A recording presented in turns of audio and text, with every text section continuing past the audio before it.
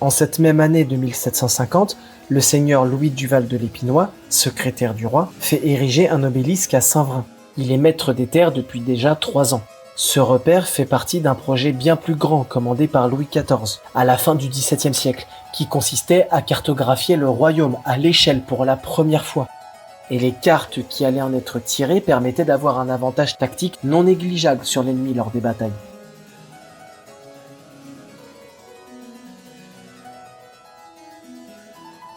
Pour connaître la superficie de la France, il fallait calculer son axe nord-sud, sur le méridien de Paris, allant de Dunkerque à Perpignan. Les obélisques étaient utilisés pour trianguler des distances courtes. Mis bout à bout, on obtient la longueur du méridien. Cependant, l'obélisque de Saint-Vrain est aujourd'hui un souvenir, car le méridien passe à 2 km de là, juste ici, au nord des Renouillères. Saint-Vrain se trouve dans un triangle de calcul du méridien, entre le pavillon de Malvoisine, situé entre Champcueil et Balancourt, la tour de Montlhéry et le clocher de Torfou.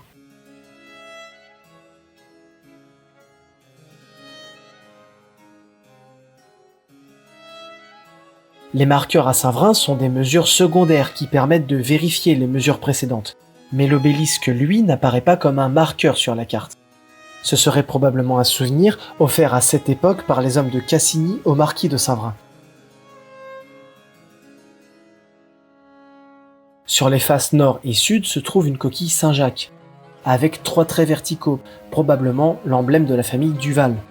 Le piédestal comporte les inscriptions suivantes. Sur la face sud, il est écrit « Geographie incremento », ce qui signifie « géographie augmentée », soit le calcul du méridien. Sur la face nord, il est écrit « Obligazioni publicae », d'intérêt public. Et sur les faces est et ouest, 3 lettres, LDE, les initiales de Louis Duval de l'Épinois.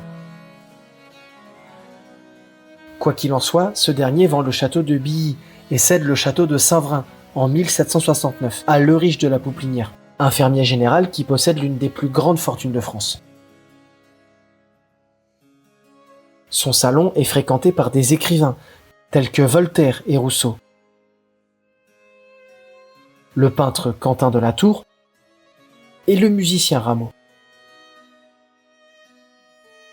Il est probable que certaines de ces personnalités soient venues à Saint-Vrain pour assister aux fêtes organisées par Leurich de la Pouplinière, ce qui suggère que le château devait être relativement confortable pour l'époque.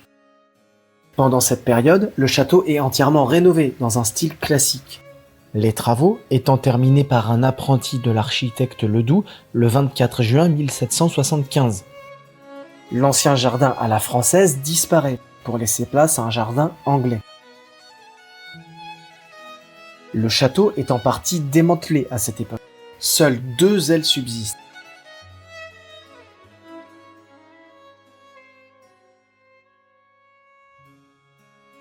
La comtesse du Barry, favorite de Louis XV, séjourne au château de Saint-Vrain en exil entre 1775 et 1777. Bien qu'elle fasse souvent l'aumône aux pauvres, elle ne se plaît guère à Saint-Vrain-les-Escorchis en raison de son isolement. L'incident où 3 mendiants ivres s'introduisent chez elle et la menacent pour qu'elle leur donne ses bijoux n'a pas dû aider à améliorer les choses. Et en octobre 1776, elle obtient le droit d'aller s'installer ailleurs. En 1764, suite à plusieurs acquisitions, un nouveau moulin est construit à côté de l'ancien qui est désaffecté. Il s'agit de la rotonde et du porche encore existants. 20 ans plus tard, il est transformé en filature de coton et le propriétaire, le marquis de Noailles, possède également le boucher et les renouillères. Cependant, en raison de difficultés financières et d'une épidémie survenue en 1789, la filature est vendue en 1790. Le tissu produit était d'une finesse telle qu'il était comparé aux manufactures anglaises en termes de qualité et de perfection. La manufacture fonctionnait grâce à une roue à eau alimentée par un lingouine. Et elle employait plus d'une centaine d'orphelines qui étaient nourries et élevées sur place. D'ailleurs, l'une d'elles s'est noyée ici, lors d'une escapade nocturne. Et Oberkampf? Non, pas lui encore. Voilà cet Oberkampf. Il y fit ses premiers essais d'impression sur étoffe. Pendant la Révolution française, lorsque la patrie est déclarée en danger, plusieurs milices se forment pour contenir les troubles. Saint-Vrain-les-Escorchis est renommée la Fraternité sur Juine, et l'église est rebaptisée Temple de la Raison Triomphante. Utilisée pour des réunions, des fêtes et des danses, elle perd alors son statut religieux. Et de nombreuses reliques disparaissent, y compris les tombes seigneuriales des Carnazettes, la sépulture de Jean-Baptiste Roelsin, secrétaire de Louis XIV, et celle de sa femme, Jacqueline de la Bretonnière, mais aussi les cœurs de Jean et Nicolas Levasseur, plus un calixte d'argent offert par un seigneur local juste après la guerre de Cent Ans. On a pas mal d'anecdotes croustillantes à cette époque. Par exemple, les cordes des cloches sont vendues aux enchères pour 33 livres. Les cloches, elles, sont envoyées à Montlhéry pour y être fondues. Et un certain François Prétrel s'empare du bénitier qu'il utilise comme auge à cochon, avant que le curé ne lui ordonne de lui rendre. En 1795, une école révolutionnaire pour garçons est ouverte en face de l'église, sur la place de la Croix-Blanche. La première mairie se trouve juste à côté. Certains garçons recevaient déjà une éducation dans l'église. Le presbytère, qui avait été rénové récemment, devient un bien national et il est vendu pour 4 668 francs en 1796. Finalement, l'église retrouve ses fonctions religieuses d'origine à partir de 1802 et le village reprend le nom de Saint-Vrain après la Révolution. Le château de la Honville est démantelé et pillé par les bandes noires à la Révolution française.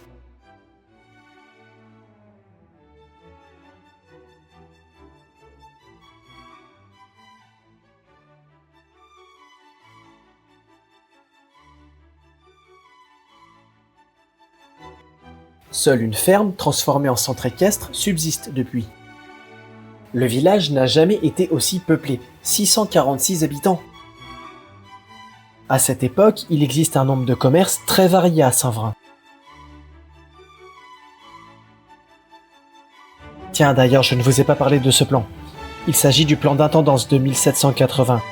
Toutes les communes doivent réaliser une carte de leur territoire sur ordre du roi. Il s'agit du premier plan à l'échelle de Saint-Vrain. On constate que plusieurs chemins gallo-romains, présents sur le plan du XVIIe siècle, ont disparu. Les champs en jaune représentent les champs de vignes. Il y avait des vignes dans la région jusqu'à ce qu'une épidémie détruise les plantations au XIXe siècle. Les vignes sont alors remplacées par des céréales.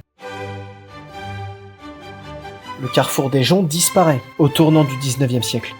Le chemin Basile, qui traversait le cimetière actuel, se prolongeait avant de tourner à droite sur la route de Vers-le-Grand.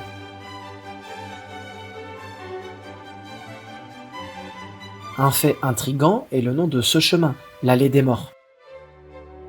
Les condamnés partaient de la ferme des Portes, marchaient entre ce qui deviendra plus tard le quartier des Castors et des Cyrolières, et arrivaient dans cet endroit qu'on appelle la Justice, où se trouvait une potence.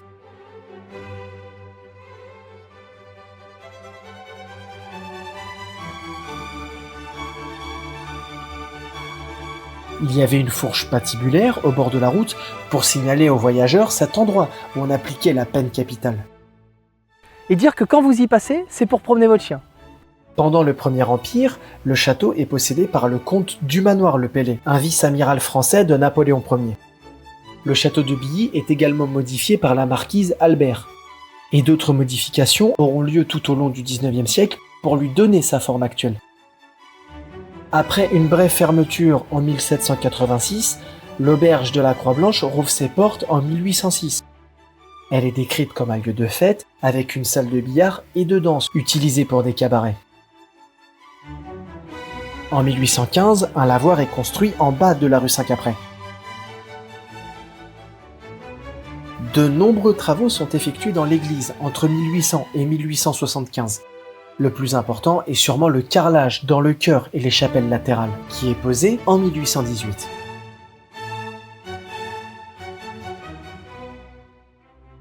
Si vous vous demandez d'où vient cette plaque, elle est dressée en 1820 en l'honneur du curé Kenescourt, qui a fait un don de 800 francs pour l'instruction gratuite des plus pauvres de la commune. Auparavant, les coûts mensuels étaient de 75 centimes pour apprendre à lire, 1 franc pour apprendre à lire et compter, 1 franc 25 pour apprendre à lire, compter et écrire. Le pauvre, ça ne l'a pas empêché de mourir quelques années plus tard en tombant d'un échafaudage.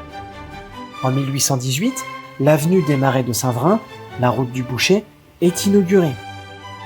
L'année précédente, la poudrerie de Seine-et-Oise a été détruite dans une explosion. La nouvelle poudrerie du Boucher est l'activité économique principale des Saint-Vrainois. qui empruntent très souvent la nouvelle avenue du Marais pour se rendre à leur lieu de travail. Cette poudrerie connaît un développement rapide, marquant une expansion industrielle dans la région. Toutes ces explosions ont probablement été bénéfiques pour l'apothicaire qui s'était installé à l'usine de l'Épine. En témoignent les caducées encore présents sur la porte.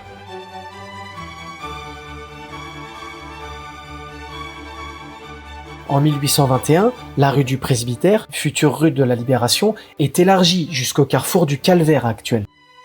Et en 1823, la rue Saint-Antoine est prolongée suite au rachat de la maison Courtebray et de certaines terres au compte du manoir Le Pellet par la commune. Le clos Courtebray est détruit. Seul le pigeonnier de la demeure subsiste.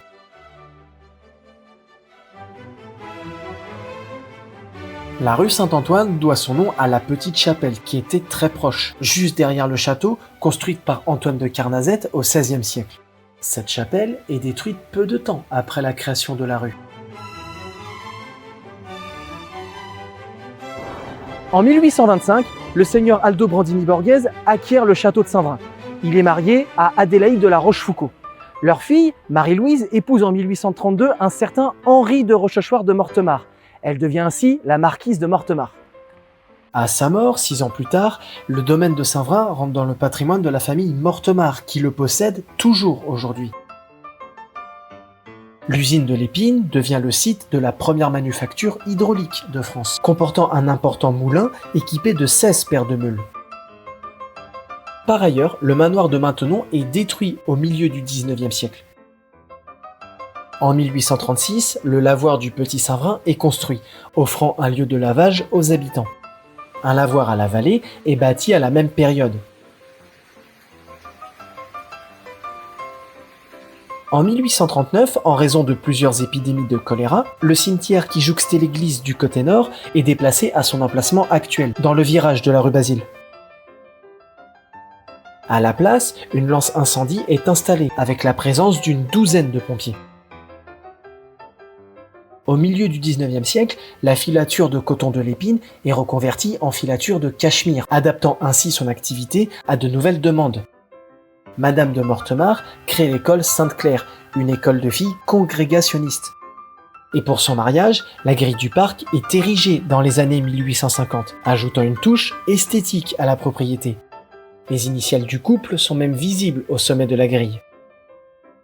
En 1857, le comte d'Hautefeuille décède, sans léguer le pavillon, qui servait de bureau de bienfaisance depuis 1796. Conformément à son testament, le bâtiment est transformé en hospice en 1866, destiné à accueillir et soigner les malades, ainsi qu'à héberger les pèlerins. La mairie achète le bien pour 15 000 francs, plus 2 000 francs de mobilier. La famille Hautefeuille possédait également la ferme des Nourris et des Renouillères. Dans les mêmes années, les voies de chemin de fer se développent. Il est alors envisagé de construire une gare à Saint-Vrain, sur l'axe reliant Paris à Étampes et Orléans. Le projet est finalement abandonné, laissant Saint-Vrain sans communication directe avec Étampes et Corbeil. En 1863, M. de Mortemart achète une maison qu'il transforme en nouvelle école garçon-mairie avant de faire don de celle-ci à la commune. Ce bâtiment abrite aujourd'hui la mairie de Saint-Vrain. L'année suivante, la rue Neuve est construite, prolongeant la rue Saint-Caprais. Enfin, en 1875, le calvaire en pierre est érigé, remplaçant ainsi une croix en bois. En 1877, des travaux sont entrepris dans l'église. La sacristie, anciennement à droite de l'entrée actuelle, est déplacée à son emplacement actuel, c'est-à-dire au fond de la nef. La porte gothique est, elle, déplacée de quelques mètres pour être installée en haut des marches d'escalier. En 1895, les arcades des collatéraux dans l'église présentent des fissures dangereuses. Des contreforts sont alors construits pour stopper la poussée exercée par les voûtes. 3 sont construits au sud et 5 au nord. À la fin du XIXe siècle, les chemins de terre menant à la place de l'église sont renforcés avec l'apport de cailloux, rendant ainsi les chemins plus praticables. En 1896, la manufacture de l'Épine est transformée en quincaillerie, mais elle est détruite par un incendie l'année suivante. L'usine est reconstruite en 1899 et emploie environ 40 personnes, produisant notamment des billes en acier. En 1909, l'électricité est installée dans le centre de Saint-Vrain.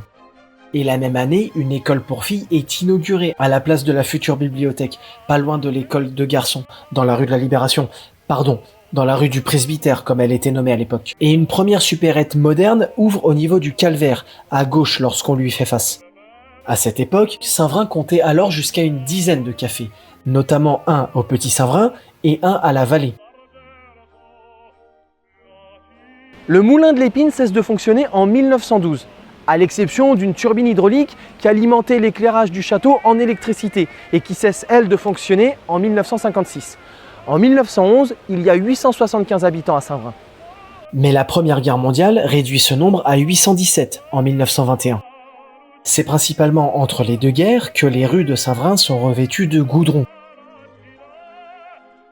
En 1930, la ferme de l'Écu est vendue et divisée en 24 parts habitables. Et cela clôture notre troisième partie. Car à partir de là, l'évolution, qui se faisait déjà plus vite depuis l'industrialisation à partir du 19e siècle, va s'accélérer davantage après la Seconde Guerre mondiale.